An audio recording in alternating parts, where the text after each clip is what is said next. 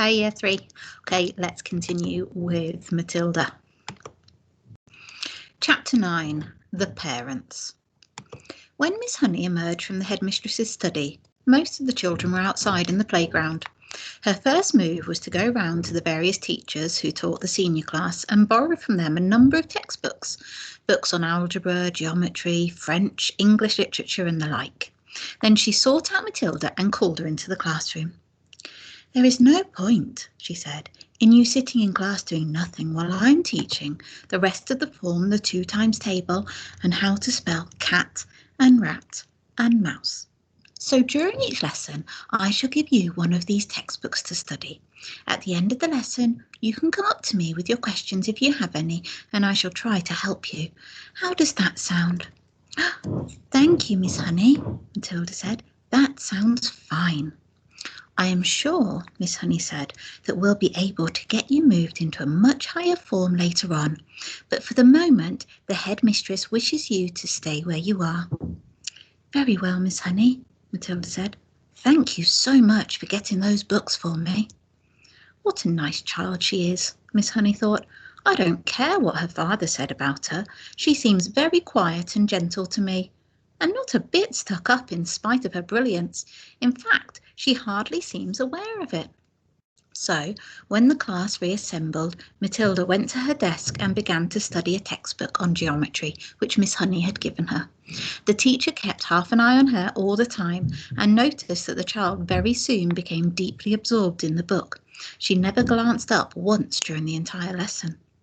Miss Honey, meanwhile, was making another decision. She was deciding that she would go herself and have a secret talk with Matilda's mother and father as soon as possible. She simply refused to let the matter rest where it was. The whole thing was ridiculous. She couldn't believe that the parents were totally unaware of their daughter's remarkable talents. After all, Mr. Wormwood was a successful motor car dealer, so she presumed that he was a fairly intelligent man himself. In any event, parents never underestimated the abilities of their own children, or quite the reverse. Sometimes it was well nigh impossible for a teacher to convince the proud father or mother that their beloved offspring was a complete nitwit. Miss Honey felt confident that she would have no difficulty in convincing Mr. and Mrs. Wormwood that Matilda was something very special indeed. The trouble was going to be to stop them from getting over-enthusiastic. And now Miss Honey's hopes began to expand even further. She started wondering whether permission might not be sought from the parents for her to give private tuition to Matilda after school. The prospect of coaching a child as bright as this appealed enormously to her professional instinct as a teacher, and suddenly she decided that she would go and call on Mr. and Mrs. Wormwood that very evening. She'd go fairly late, between 9 and 10 o'clock, when Matilda was sure to be in bed. And that is precisely what she did. Having got the address from the school records, Miss Honey set out to walk from her own home to the Wormwood house shortly after 9. She found the house in a pleasant street, where each smallish building was separated from its neighbours by a bit of garden. It was a modern brick house that could not have been cheap to buy, and the name on the gate said Cosy Nook. Nosy Cook might have been better, Miss Honey thought. She was given to playing with words in that way. She walked up the path and rang the bell, and while she was stood waiting, she could hear the television blaring inside. The door was opened by a small, ratty-looking man with a thin, ratty moustache who was wearing a sports coat that had an orange and red stripe in the material. "Yes," he said, peering out at Miss Honey. "If you're selling raffle tickets, I don't want any." "I'm not," Miss Honey said, "and please forgive me for butting in on you like this. I'm Matilda's teacher at school, and it's important I have a word with you and your wife." "Got into trouble already, has she?" Mr. Wormwood said, blocking the doorway. "Well, she's your responsibility from now on. You'll have to deal with her." "Oh, she's in no trouble at all," Miss Honey said. "I've come with good news about her. Quite startling news, Mr. Wormwood. Do you think I might come in for a few minutes and talk to you about Matilda?" "We're right in the middle of watching one of our favourite programmes," Mr. Wormwood said. "This is most inconvenient. Why don't you come back some other time?" Miss Honey began to lose patience. Mr. Wormwood, she said, if you think some rotten TV programme is more important than your daughter's future, then you ought not to be a parent. Why don't you switch the darn thing off and listen to me? That shook Mr. Wormwood. He was not used to being spoken to in this way. He peered carefully at the slim, frail woman who stood so resolutely out on the porch. Oh, very well then, he snapped. Come on in and let's get it over with. Miss Honey stepped briskly inside. Mrs. Wormwood isn't going to thank you for this, the man said as he led her into the sitting room, where a large platinum blonde woman was gazing rapturously at the TV screen. Who is it? The woman said, not looking round. Some school teacher, Mr. Wormwood said. She says she's got to talk to us about Matilda. He crossed to the TV set and turned down the sound, but left the picture on the screen. Oh, don't do that, Harry, Mrs. Wormwood cried out. Willard is just about to propose to Angelica. You can still watch it while we're talking, Mr. Wormwood said. This is Matilda's teacher. She says she's got some sort of news to give us. My name is Jennifer Honey, Miss Honey said. How do you do, Mrs. Wormwood? Mrs. Wormwood glared at her and said, Well, what's the trouble then? Nobody invited Miss Honey to sit down, so she chose a chair and sat down anyway. This, she said, was your daughter's first day at school. Oh, we know that, Mrs. Wormwood said, ratty about missing her programme. Is that all you came to tell us?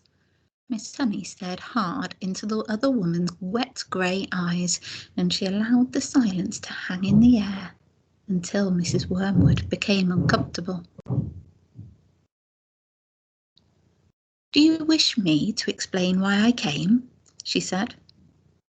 Get on with it then, Mrs. Wormwood said. I'm sure you know, Miss Honey said, that children in the bottom class at school are not expected to be able to read or spell or juggle with numbers when they first arrive. 5 years old cannot do that. But Matilda can do it all.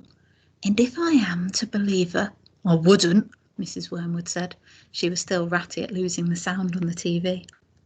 Was she lying then, Miss Honey said, when she told me that nobody taught her to multiply or to read? Did either of you teach her? Teach her what? Mr. Wormwood said. To read books, Miss Honey said.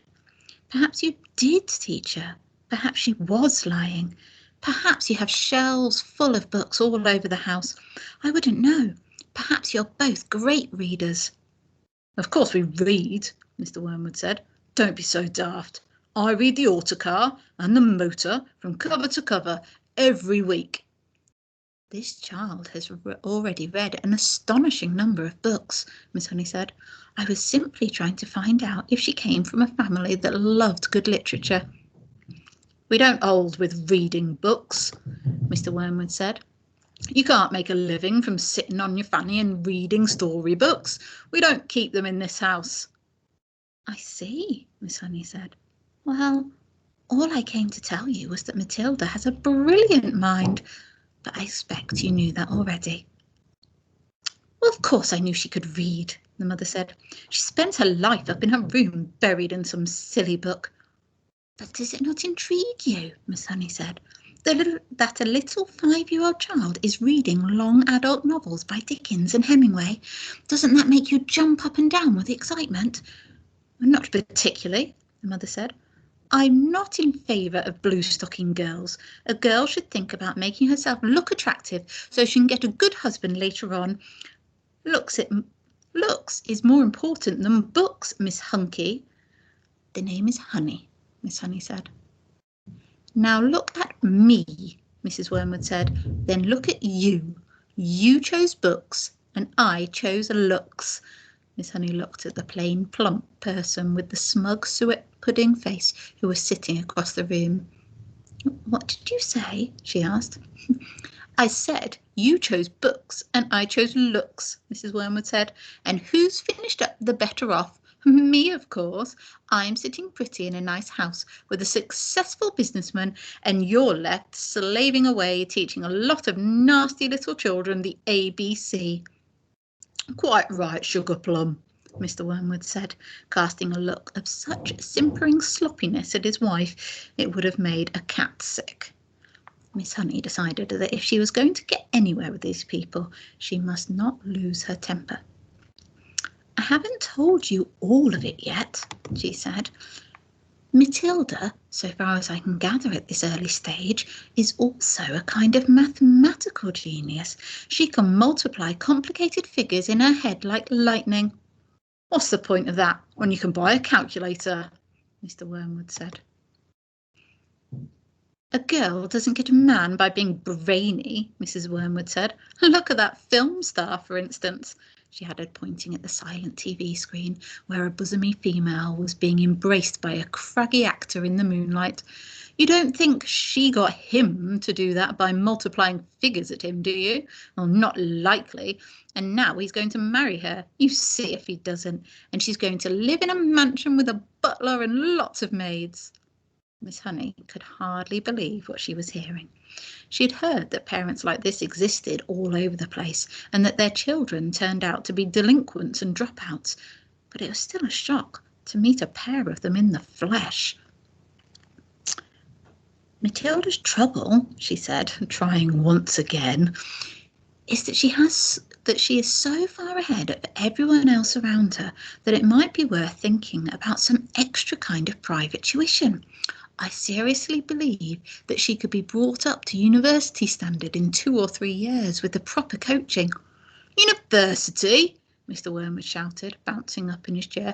Who wants to go to university, for heaven's sake? All they learn there is bad habits. Well, that's not true, Miss Honey said. If you had a heart attack this minute and had to call a doctor, that doctor would be a university graduate. If you got sued for selling someone a rotten second-hand car, you'd have to get a lawyer, and he'd be a university graduate too. Do not despise clever people, Mr. Wormwood, but I can see we're not going to agree. I'm sorry I burst in on you like this.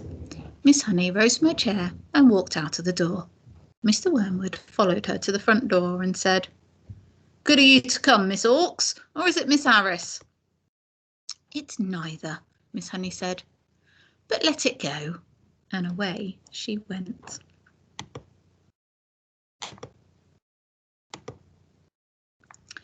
Okay, so we will stop that chapter there. We've got one more chapter this week.